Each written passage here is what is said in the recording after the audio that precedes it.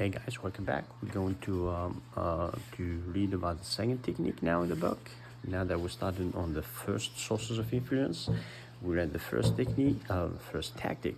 Now we're gonna read the first tactic. Stay tuned. Tactic 2: tell the whole vivid story.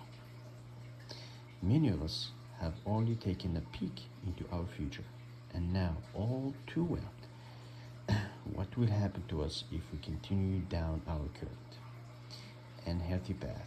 We just don't feel it. And the reason we don't feel it is that we play mental tricks with ourselves to keep from doing so. We think only about partial and convenient truth. For example, we say might, even though we know the truth is most certainly. We assume that our fate will follow luck rather than natural law.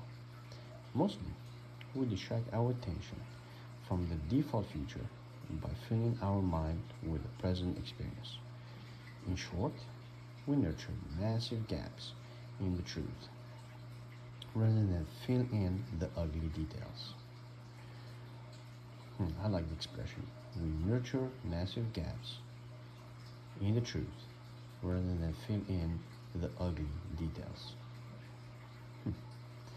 Challengers know better. When facing temptations, they take great care to tell themselves the whole story. Consider Michael V., an alcoholic, ex-con, and one of our amazing changers.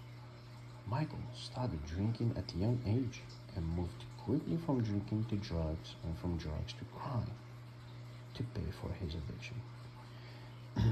After several years of breaking and entering, theft and addiction, Michael lost his wife, his family, most of his friends, all of his possessions, and eventually his freedom, ending up in prison.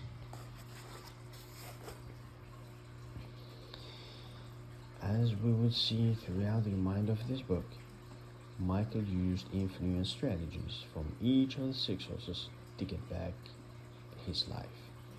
When it comes to source 1, personal motivation, Mike can explain how creating a habit of telling the whole vivid story works to his benefit.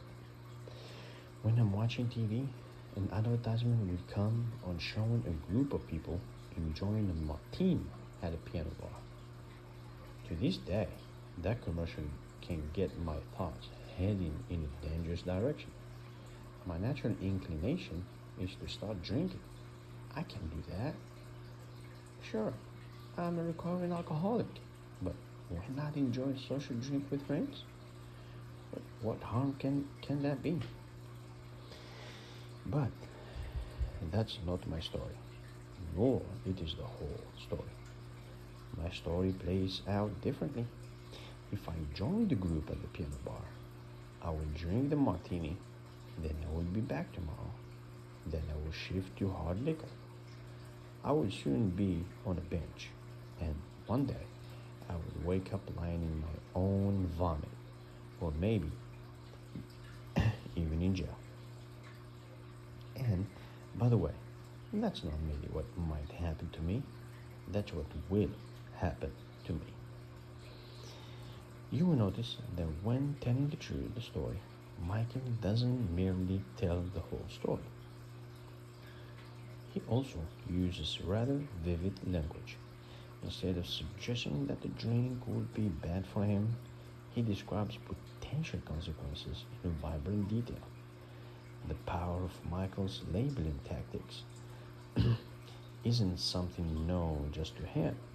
It's actually based on solid science. For instance,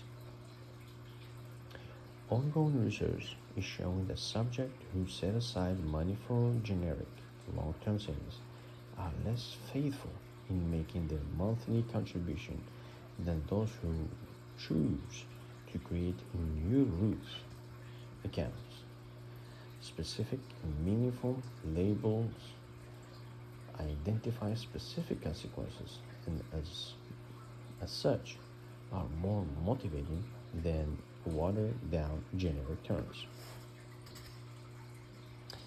So, as you tell your whole story, use vibrant language.